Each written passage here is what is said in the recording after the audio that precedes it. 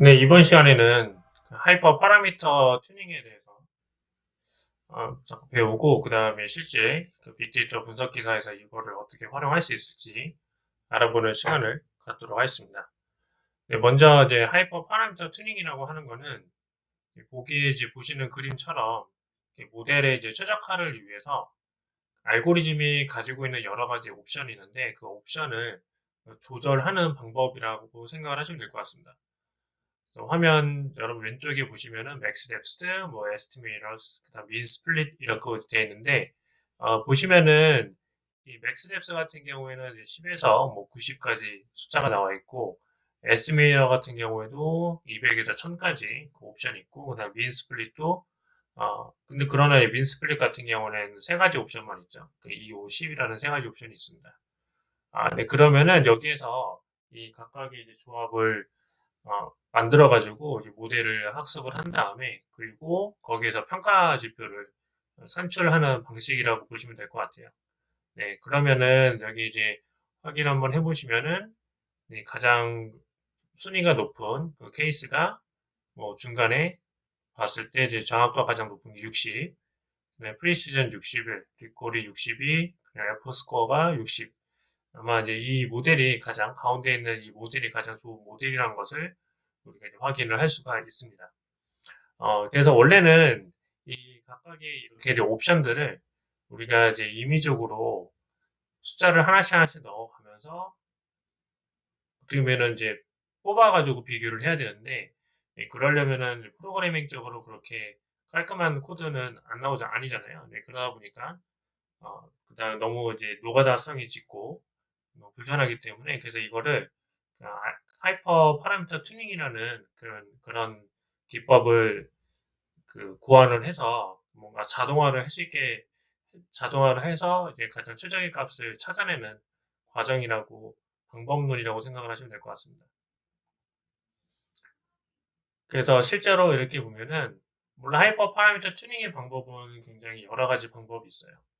그래서 그리드 서치, 뭐 랜덤 서치, 뭐 베이지안 서치, 뭐 등등 여러 가지 방법론이 있는데 네, 그러나 이제 우리가 뭐 실무에서는 사실 다양한 옵션들을 적용을 할 수 있지만 빅데이터 이제 분석 기사 시험의 특성상 모든 코드를 다 암기를 해야 되기 때문에 이제 그러려면은 무언가 좀 시간이 빠르고 그다음에 암기가 좀 괜찮은 편한 방법을 선택을 할 수밖에 없어요. 네, 그러기 때문에 우리는 이제 모든 것을 다 하지 않고 랜덤 서치만 진행을 하려고 하는 거고요. 랜덤 서치와 그린 서치는 이 보이는 화면에서 약간 좀 차이가 나지만, 그냥 뭐 결론적으로 얘기하면은 속도 측면에서는 랜덤 서치가 좀 더 이제 빠릅니다. 일반적으로는. 네, 그러다 보니까 이제 랜덤 서치를 이제 자유롭게 사용을 그 사람들이 좀 선호하고요. 그 다음에 그 장학도 같은 파트 부분에 있어서도 물론 이제 그린 서치가 꼭 나쁘다는 건 아니지만 그러나 이제 사용하는 사람이 대부분이 이거를 이제 입문하는 사람들 입장에서는 아무래도 조금 더 디폴트로 쐈을 때 잘 나오는 값들이 좀 좋잖아요. 네, 그러면은 상대적으로는 랜덤 서치가 좀 적합하다라고 여러분 생각을 하시면 될 것 같습니다. 그러니까 알고리즘을 정확하게 잘 모르더라도 랜덤 서치를 쓰게 되면은 어느 정도 평균 이상의 결과값은 도출할 수 있다. 이렇게 이해를 하시면 될 것 같아요. 자, 그러면은 이제 실제로 우리가 코드를 한번 구현을 한번 해보도록 하겠습니다. 그래서 이전 시간에 만약에 코드를 어, 확인을 하셨다고 하면은 아마 여기까지가 진행이 됐을 거예요. 그래서 여기서 우리가 이제 활용하려고 하는 이 하이퍼 파라미터는 맥스 뎁스랑 민 샘플스 스플릿이라고 되어 있는데 설명은 여러분들이 한번 읽어보시면 될 것 같아요. 그래서 제가 이제 여러분들한테 권하는 거는 굳이 이제 네, 제가 여러분들한테 권하는 거는 굳이 어렵게 이거를 하려고 하지 말고 이 두 가지 정도면은 그래도 어느 정도 기본적인 코드는 이제 구현이 가능합니다. 그리고 이제 과적합 오버피팅, 그다음 뭐 모델의 성능이 떨어지는 그런 떨어지도록 이제 떨어지지 않도록 이제 만들어주기 때문에 그냥 맥스랩스나 민 샘플스 스트립 정도까지만 여러분들이 이해를 해주셔도 저는 충분하다고 생각을 합니다. 네, 그러면 여기에다 이제 코드를 입력을 해야 되는데 코드는 이렇게 입력을 해주시면 돼요. 네, 여기서 우리가 사용할 거는 randomize search cv라는 것을 사용을 할 거고요. 네, 그리고 나서 여기에 이제 그 파라미터 튜닝의 값을 설정을 할 건데 이 설정을 할 때 이제 주의점은 여기다가 이제 파람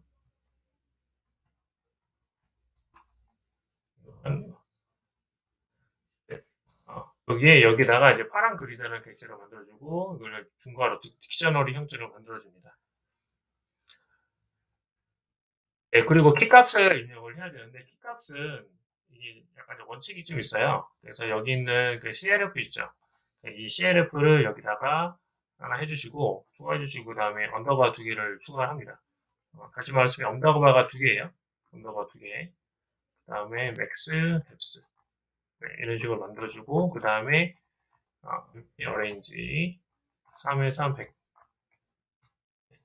사실 3에서 100까지 안 가요. 안 가고 보통 뭐 10에서 12개 정도면 충분합니다. 근데 그냥 100까지 주는 거는 일단 어떤 데이터가 올지 모르기 때문에 그렇기 때문에 그냥 뭐 100까지 정말 줘서 좀 넓게 수자라는 측면이라고 보시면 될 것 같고요. 이걸 좀 더 촘촘하게 하려면 한 이 정도 써주거나 1일 정도 써주면 되는데 그러려면 너무 학습 시간이 길어져요. 그러다 보니까 한 3 정도 이렇게 이제 만들어주시면 될 것 같습니다. 네. 그 다음에 이제 마찬가지로 민 샘플스 스플릿. 즉, 이거는 이제 노드 그 의사결정 표시를 공부하신 분들은 각각의 노드 최소 샘플 수가 있는데 그 최소 샘플 수를 몇 개를 줄 거냐. 뭐 그래서 당연한 얘기지만 적으면 적을수록 가적합이 일어날 가능성이 큽니다. 왜냐하면 너무 디테일하게 이제 어, 그 분할이 되기 때문에. 근데 반대로 너무 높게 뜨게 되면 과소적합이 일어날 가능성이 커요. 네, 그래서 이제 충분히 학습을 하지 못할 수 있으니까 거기에서 적절하게 샘플 수를 분할하기 전에 최소 샘플 수를 몇 개를 지정할 건지는 이제 임의로 저장을 해야 됩니다. 자, 여기까지 이렇게 만들어졌으면 네, 그 다음에 해야 되는 코드는 어떤 코드냐면 네, 그 다음에 해야 되는 코드는 여기 만들었어요. 그러면 랜덤 서치를 이제 해줍니다. 자, 랜덤 서치를 해주는데 이제 랜덤 서치는 여기 보시는 화면에 이렇게 나와 있죠. 네, 그죠? 네, 이렇게 나와 있습니다. 그래서 이런 식으로 이제 만들어 주시면 돼요. 그래서 위에 있는 코드를 그대로 가져와서 진행하시고 여기서 중요한 거는 이 CV라던가 이 이터레이션을 너무 길게 주면은 그 시험장에 가면은 그 시험장에서 이제 모델이 학습을 하다가 한 1분 정도, 제 기억이 맞다면 1분 정도 넘어가면은 초기화가 돼요. 그러니까는 올해는 못 합니다. 예, 그래서 이거를 좀 더 줄여주 설정을 좀 작게 잡아줘서 진행을 하는 것을 추천을 하고요. 네, 여기서 이거를 이제 학습을 할 때, 그 스코어링 같은 경우에는 일반적으로 이제 어떤 형태로 나올지 모르거든요. 네, 그러다 보니까 저 같은 경우에는 그 두 가지를 써요. 그냥 accuracy나 아니면은 그냥 RCAUC. 이 두 가지 정도만 일단 확보를 해주셔도, 일단 우리 시험의 목적은 이거를 뭐 정확하게 한다기보다는 일단은 코드가 완성돼서 제출하는 데 사실 더 큰 의의가 있습니다.